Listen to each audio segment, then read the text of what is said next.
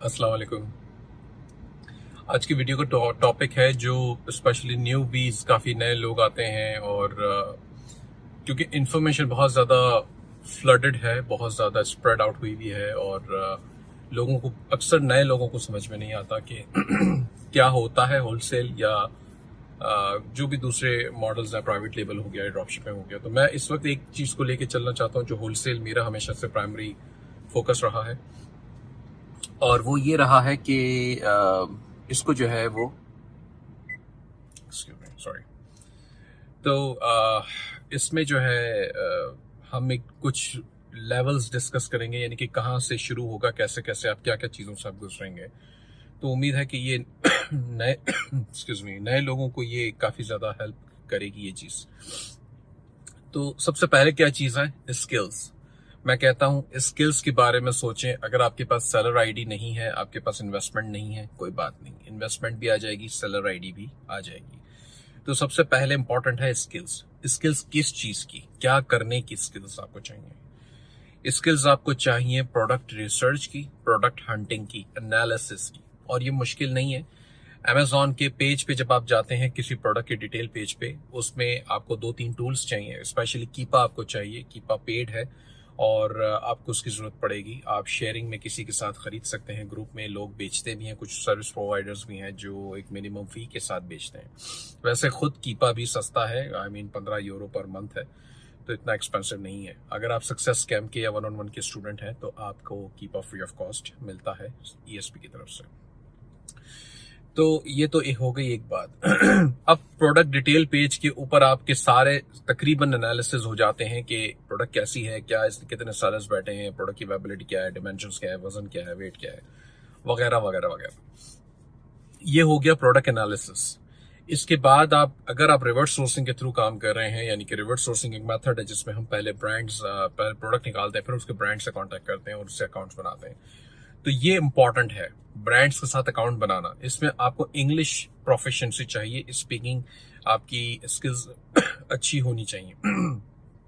अब ऐसे हमारे मुल्क में काफी लोग हैं और जिनकी इंग्लिश लैंग्वेज अच्छी कोई खास नहीं है, वो यानी कि पढ़ लेते हैं, लिख लेते हैं, लेकिन शायद बात नहीं कर पाते, सुन नहीं पाते इतना सही तरीके से और उसके ऊपर बात नहीं कर पाते।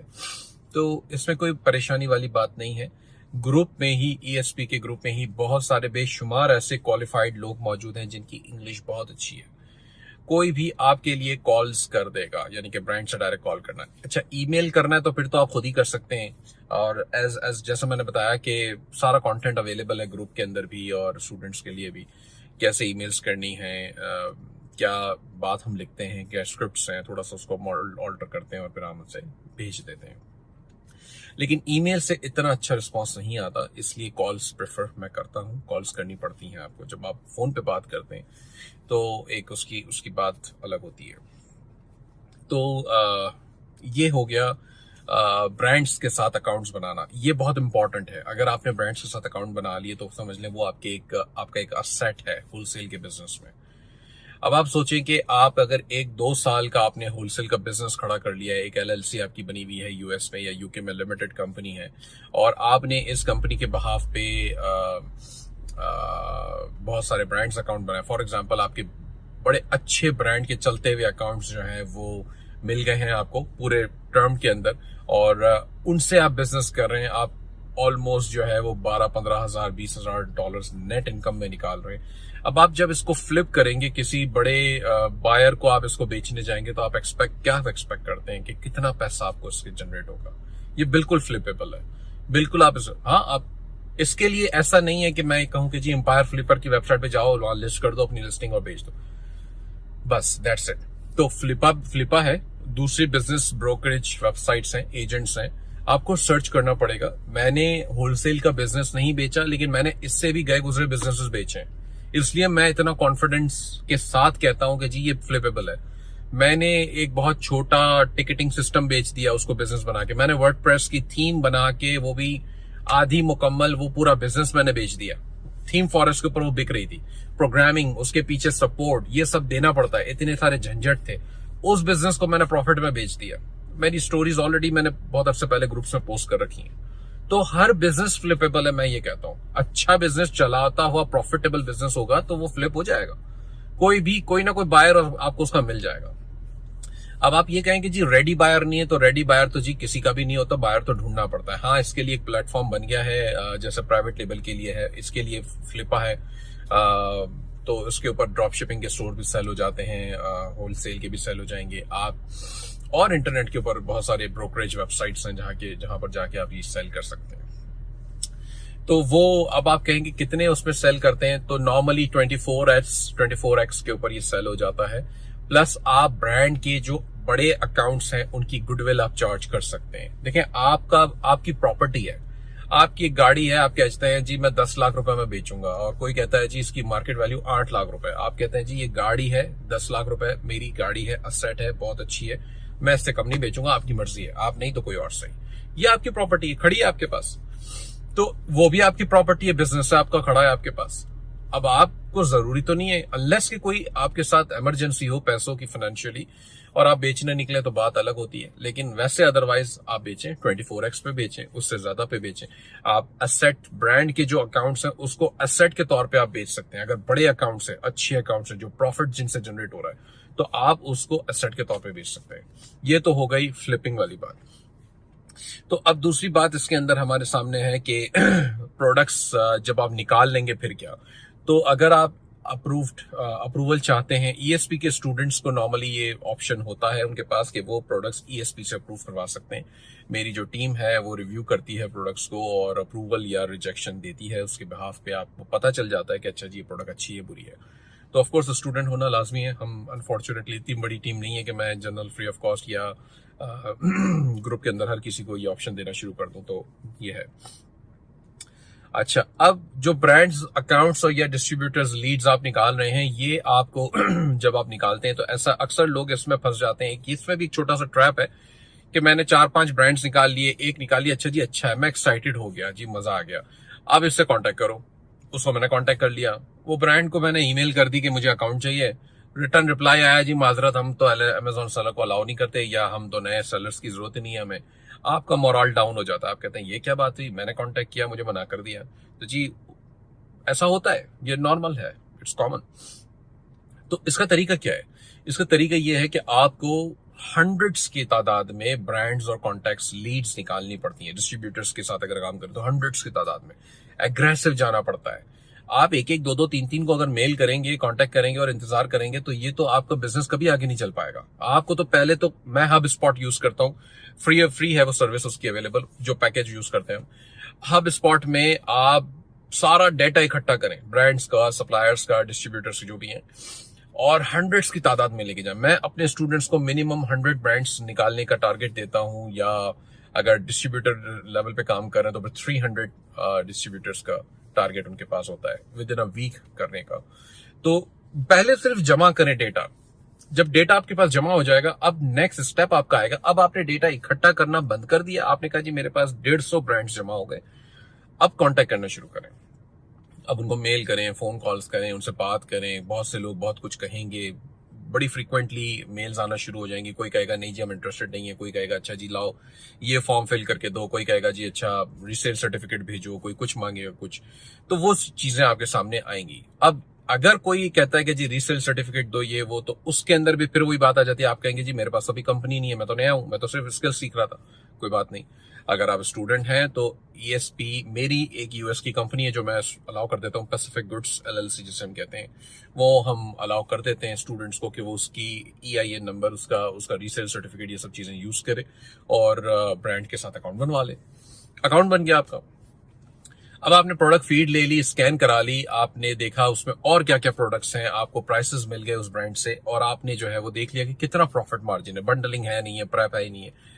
ये कुछ चीजें होती हैं जो समझने के लिए, इसके लिए मैंने एक और वीडियो बना रखी है, अभी रिसेंटली बनाई है, और वो इंशाल्लाह वो भी सामने आप उसको देखेंगे तो उससे आपको आइडिया मिल जाएगा कि बेसिकली वो जर्नी है कि पहला ऑर्डर जो इन्वेंट्री का सप्लायर से आप अमेजॉन वेयरहाउस तक भेजेंगे, उसमें क्या क्या मरहले हैं, क्या क्या आपके पास चैलेंजेस होंगे, स्टेप्स होंगे, वो आपको देखने होंगे। ठीक हो गया। तो अब ब्रांड अप्रूव हो गया आपका प्रोडक्ट भी अप्रूव्ड है ईएसपी की तरफ से। अब आप एक्साइटेड हैं कि जी अब क्या करें नेक्स्ट। तो नेक्स्ट आपके पास ऑप्शन है, अब आपके पास अपना सेलर अकाउंट है तो बड़ी अच्छी बात है, आप खुद इन्वेस्टमेंट करेंगे तो अच्छी बात है। आप जो है वो वो दूसरी जो मैंने वीडियो का जिक्र किया वो देखेंगे, सप्लायर टू अमेजोन, और वो पूरी जो जर्नी है कैसे ऑर्डर प्लेस करना है और कैसे आपने अमेजोन तक वो अपना स्टॉक पहुंचाना है, तो वो आप देखेंगे सिंपल। और आपकी जब इन्वेंट्री पहुंच जाएगी तो आपको ये देखना होगा कि आपके प्राइसेस कंपेटिटिव हैं, आपको अगर कंपेटिटिव है तो आपको बाय बॉक्स मिलना शुरू हो जाएगा या एक्सपेक्टेड होगा, कितने सेलर्स हैं कंपटीशन पे डिपेंड करता है, उसके बिहाफ पे आपको बाय बॉक्स मिला करेगा।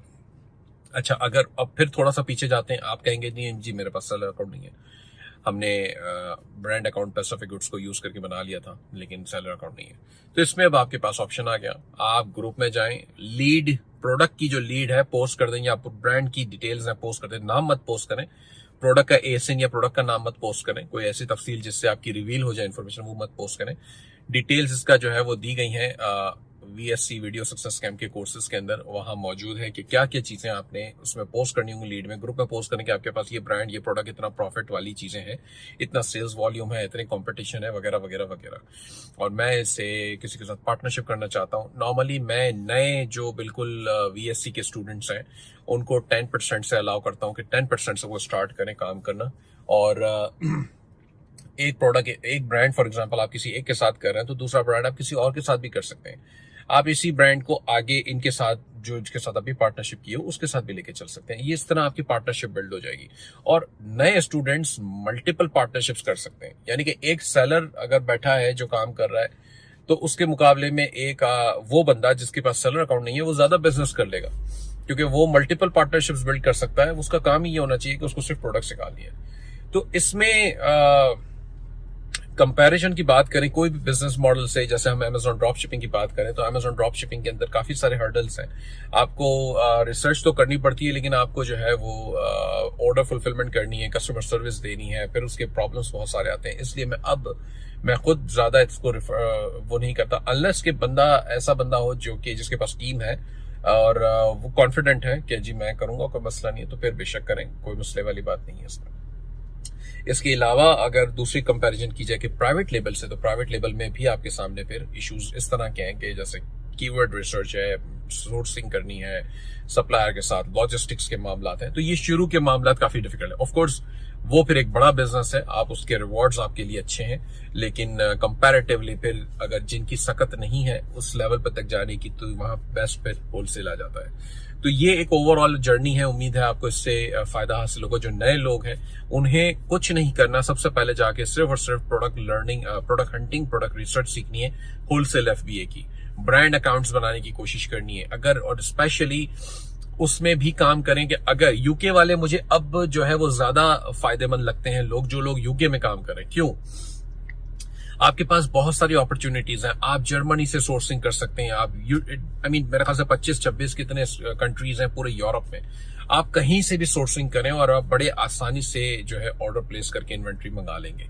इसमें कोई मसले वाली बात इतनी है ही नहीं। छोटे मोटे चैलेंजेस होते हैं, जरूर आएंगे, टैक्सेस आएंगे बीच में, ड्यूटीज आएंगी और लॉजिस्टिक्स के मामला आएंगे, लेकिन ये इतने बड़े इश्यूज नहीं है कि आप फंसे ही रहें और आप बिल्कुल काम ही ना कर सकें।